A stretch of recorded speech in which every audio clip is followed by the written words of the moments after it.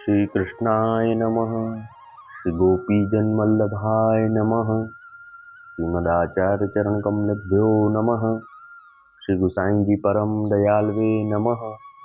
श्री यमुना चतुर्भ्यां नमः।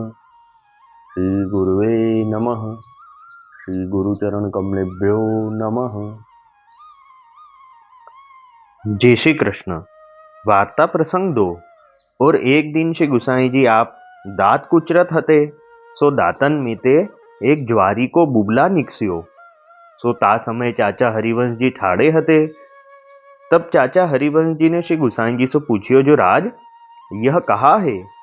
तब श्री गुसाई जी आप आज्ञा किए, जो अमू के देश में एक रजपूत वैष्णव है, ताने ज्वारी के पके भोग धरे हैं, ताको बुबला है। तब चाचा हरिवंश जी ने श्री गुसाई जी से विनती करी, जो महाराजाधिराज ऐसो कहा समर्पियो है, सो दातन में उरज्यो है। तब श्री गुसाई जी आप चाचा हरिवंश जी से कही, जो जाई के देखी आओ। तब चाचा हरिवंश जी श्री गोकुल ते चले। सो थोड़े से एक दिन में जाई पहुंचे। तब वह गांव में गए तो रजपूत वैष्णव ने सुनी, जो श्री गुसाई जी के परम कृपा पात्र बड़े भगवदीय हरिवंश जी पधारे हैं। तब वह रजपूत हरिवंश जी को अपने घर ले गयो। बड़े सम्मान सो आछी जगह में उतारे, पाछे हाथ जोरी के सामे ठाड़ो भयो और विनती करे, जो धन्य मेरो भाग्य है, जो आप को पधारनो भयो। तब हरिवंश जी ने पूछ्यो, जो तुम्हारे श्री ठाकुर जी को कहा समय है। तब वह रजपूत ने कह्यो, जो राजभोग आयो है।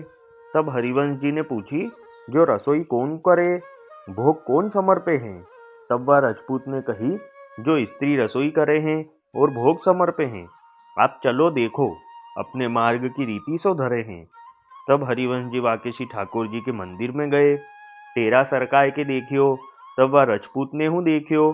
सो देखे तो श्री ठाकुर जी उलाम्बी के भोजन करे हैं, सो चौकी दूरी हती। तब वह रजपूत पांचों कपड़ा पहरे ठाड़ो हतो। सो मंदिर में जाई के चौकी सरकाई। तब यह हरिवंश जी देखी के चुप वे रहे, सो कछु कहो नाही। सो पाछे भोग सरायो। तब वह रजपूत ने हरिवंश जी से कही, जो महाप्रसाद लेहू। तब हरिवंश जी ने कहो, जो मैं तो मेरे हाथ सो करी के लेत हूँ, काहे ते, जो तहाँ आचार नाही देखियो और कपड़ा पहरे हाथ धोए नाही, चौकी ऐसे ही सरकाई। पाछे यह हरिवंश जी के आगे सीधो लाए धरियो। सो जो सब रसोई करी तैयारी करी दई। तब वह रजपूत ने कही, जो तुम रसोई करो और महाप्रसाद लेहोगे, ता पीछे हम लेंगे। तब तो हरिवंश जी तत्काल न्याय के रसोई करी, भोग धरी, भोग सराय के महाप्रसाद लियो। पाछे रजपूत स्त्री पुरुष दो जने महाप्रसाद लियो। पाछे हरिवंश जी व रजपूत से पूछे, जो अमू के महीना में अमू के दिन तुमने श्री ठाकुर जी को कहा समर्प्य हो तो, और नित्य ते अधिक कहा सामग्री धरी हती। तब उनने कही, जो जब यह ज्वारी के पके धरे हैं। तब चाचा हरिवंश जी सुनी के चुप में रहे। ता पाछे चाचा हरिवंश जी व रजपूत सो विदा होई के चले। तब वह रजपूत ने श्री गुसाई जी को साष्टांग दंडवत करी के कहाई और भेंट पठाई, श्री गुसाई जी को श्री गोवर्धन नाथ जी को। पाछे चाचा हरिवंश जी को आछी रीति सो विदा किए।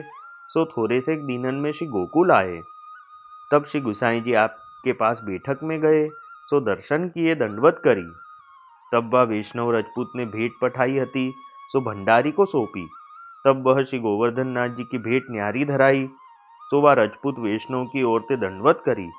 तब तहाँ श्री गुसाई जी आपने चाचा हरिवंश जी से पूछी, जो तुमने वह रजपूत देखियो। तब हरिवंश जी ने कहियो, जो महाराज देखियो, परी वाके यहाँ महाप्रसाद तो नहीं लीनो, और आचार कछु देखियो नाही, ताते नाही लीनो। तब श्री गुसाई जी आप हरिवंश जी से आज्ञा किए, जो तुम वह वैष्णव रजपूत के घर आचार देखिवे को गए हते, सो देखी आए, परी और हु कछु तुमने देखियो, और वाको स्नेह वात्सल्यता तो देखियो नाही, और यह आचार देखियो, परी हमको तो वैष्णव को प्रेम प्रीति है, और मन की दैन्यता है सो देखनी है, वाकी कृति सो कहा काम है। भाव प्रकाश या में यह जतायो, जो पुष्टि मार्ग में प्रभु जीव की कृति देखत नाही, क्यों, जो स्नेह सो प्रभु बस होत हैं। जहाँ स्नेह होई, तहाँ कृति को प्रायोजन नाही। पुष्टि मार्ग में प्रमेय बलते प्रभु आप जीव को उद्धार करत हैं। सो श्री गुसाई जी विज्ञप्ति में आज्ञा करत हैं। सो श्लोक क्रियान पूर्व जीव स्तदुचित कृतिश्चापि क्रियति भवान यत्सापेक्षो निज चरण दाने बत भवेत। जासो वैष्णव के हृदय को स्नेह सर्वोपरि है, स्नेह बिना कृति फलित होत नाही। सो यह वैष्णव को वैष्णव ऊपर ममत्व चाहिए और तहाँ वैष्णव के ऊपर लगन देखनी है। सो यह वाने कपड़ा पहरी मंदिर में चौकी सरकाई, पर श्री गोवर्धन नाथ जी आप तो प्रीति सो अरोगे, तो यह आचार नहीं देखियो। सो आगे भगवदीय गाये हैं, भजी सखी भाव भाविक देव, कोटि साधन करो को तो न माने सेव। धूम्रकेतु कुमार मांग्यो कौन मार्ग प्रीति, पुरुष में त्रिय भाव उपन्यो सबे उल्टी रीत। बसन भूषण पलट पहिरे भाव सो संजोई, उल्टी मुद्रा दई अंकन बरन सूधे होई। वेद विधि को नेम नहीं जहाँ प्रेम की पहचान, ब्रज बधु बस किए मोहन सुर चतुर सुजान। सो वहाँ कृति नहीं देखी है, ताते वैष्णव की कृति न देखनी, यह श्री जी की कृपा को लक्षण है। सो श्री गुसाई जी आप चाचा हरिवंश जी को समझाई के कहे।